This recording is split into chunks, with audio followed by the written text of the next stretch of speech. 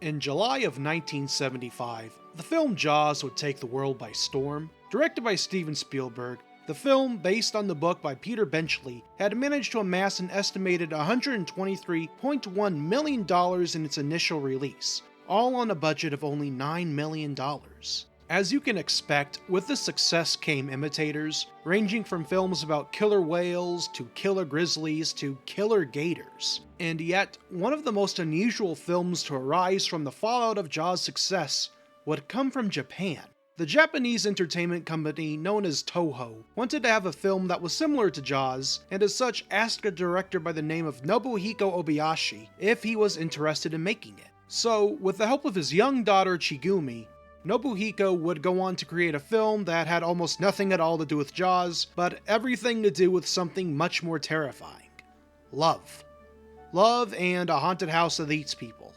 I guess that's sorta like Jaws. So, where do I start? House, or Hausu, is a 1977 comedy horror film that was directed and produced by the aforementioned Nobuhiko Obayashi, and distributed by Toho.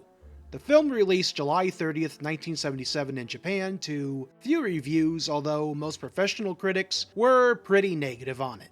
I can't seem to find any financial information on how much it cost to make or how much it earned. What I can gather is that it was a commercial success and was popular with the youth. So take that, critics.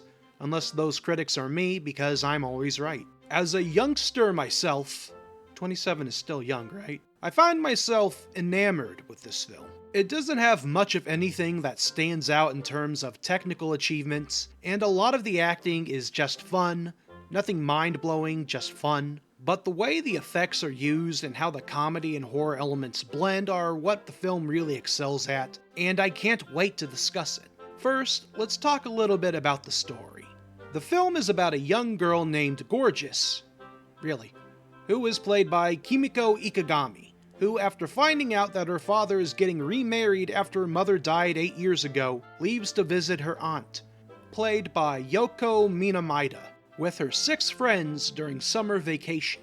Tagging along with her and her friends is a mysterious cat named Blanche, who I can unfortunately not find a credited actor for. There's also their bumbling sensei Mr. Togo, who plans on accompanying them for some reason. But complications occur and he has to join them later instead. When Gorgeous and her friends arrive at her aunt's house, everything seems fine. Until it suddenly isn't.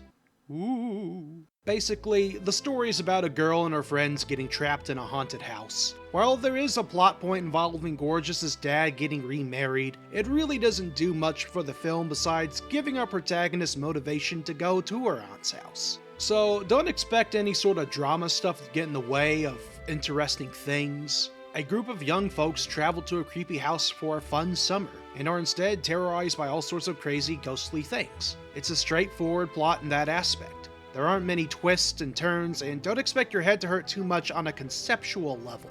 Now with that all said, let's move on to the characters. The characters in this film sort of feel like they jump straight out of a fairy tale. There are 7 girls who each embody a specific character trait or personality. There's also a supposed knight in shining armor, and a mysterious old woman who is more than she appears to be.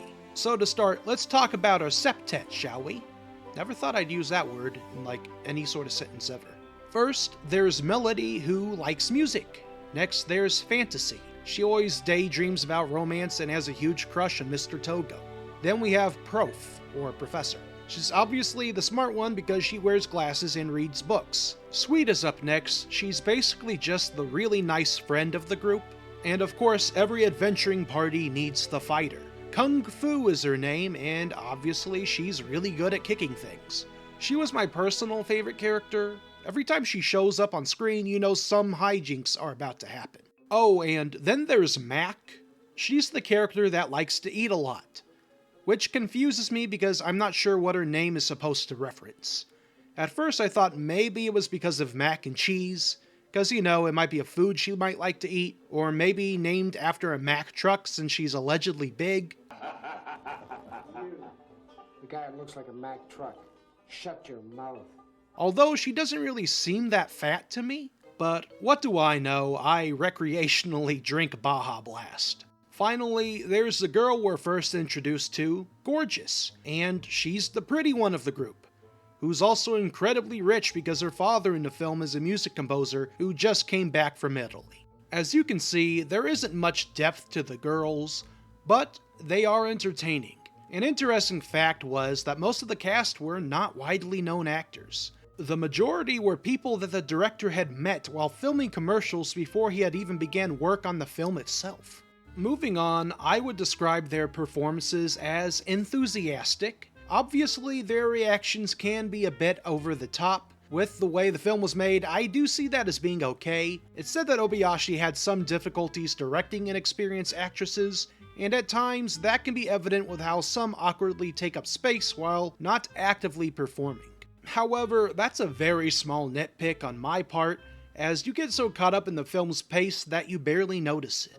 Out of the entire cast, only 2 really had prior acting credit. The first was Kimiko Ikegami, who, as mentioned before, plays Gorgeous. When compared with the other girls, she clearly stands out because she is able to pull off a wide range of emotions. The second actor with previous experience was Yoko Minamida, who played Auntie. She's great at being mischievous, and listening to her speak you can feel uneasy, but she's also just an old lady who lives alone, so what can she really do?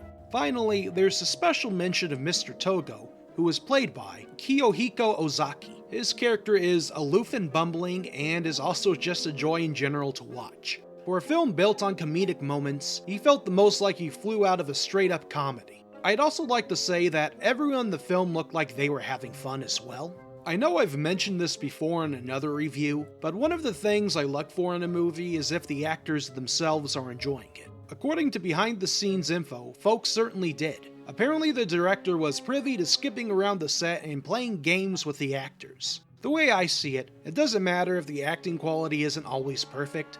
So long as the folks behind it enjoyed playing the role, I'll be happy. Maybe that makes me a bad reviewer, but if that's the case, then I'm okay with being bad at what I do. Up next, the set, the effects, and the editing. Something that this film really loves to use is matte paintings. It's an extremely interesting choice that was made. At times, it almost feels like you're watching a stage play with how deliberate it is. Behind the scenes, this movie was filmed on one of Toho's largest sound stages, and I certainly believe it with how big the house seemed at times.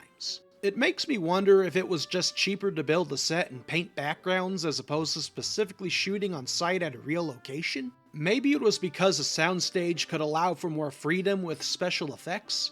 Because boy, there are certainly some wild ones. There are strange things that are done throughout this film, sudden jump cuts and wavy dissolves, still frames mixed with moving images. At times the film will pace itself regularly. By that I mean nothing too disorienting.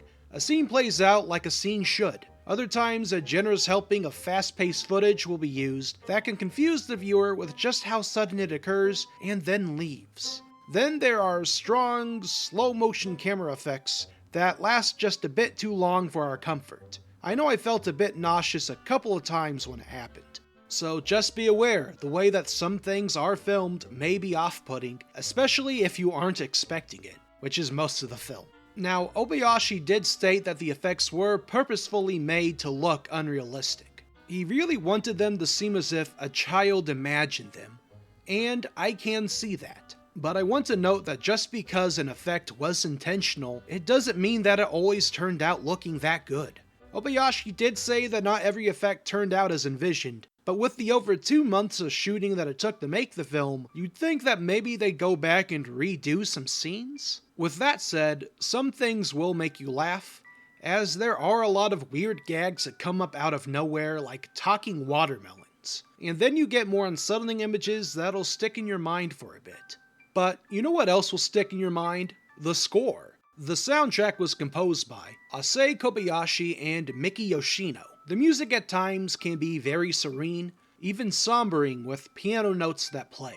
But then you get sudden intense tracks that sound like a rock and roll nightmare. Much like the film itself, the music can be unpredictable, but almost always fun. A singer named Ken Narita also helped with the soundtrack as well, with one of their primary contributions being that they provided the vocals for the House Love theme, which I will say is a real bop. So, in conclusion, House is a film about a haunted house and 7 girls that go into it.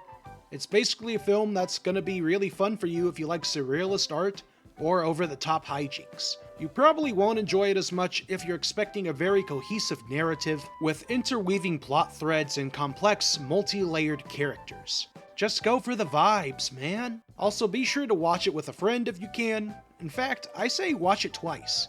First time to get all of your reactions out of the way, the second time to really appreciate everything that was put into the film. Trust me on this. Now, I watched this on Amazon through a subscription to HBO Max, or Max if you prefer to shoot your branding in the foot. There are Blu-ray and DVD versions of it available as well, through Criterion. The Criterion release talks a lot about behind-the-scenes stuff as well, although for this video I just used Wikipedia. Hey, don't knock it. It's actually a really good aggregator for finding sources. Just don't use it when researching anything that's too political or controversial. That's when you really run into problems. But yeah, see this film if you can, but before you do, I also have one word of advice. Any old cat can open a door. Only a witch cat can close a door. House.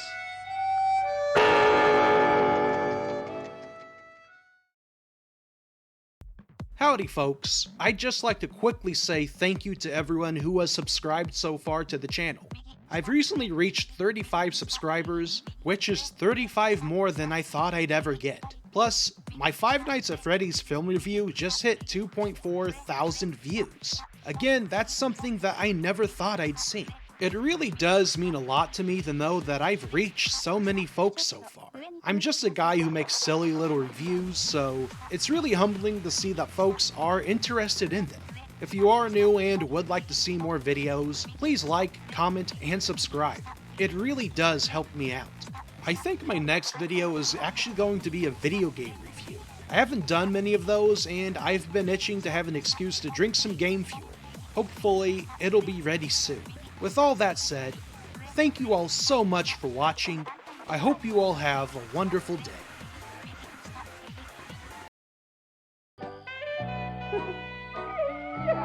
ごめんね。何よ。ああ、数増やしちゃった。おばさまが冷蔵庫入っちゃった。また変なこと言う。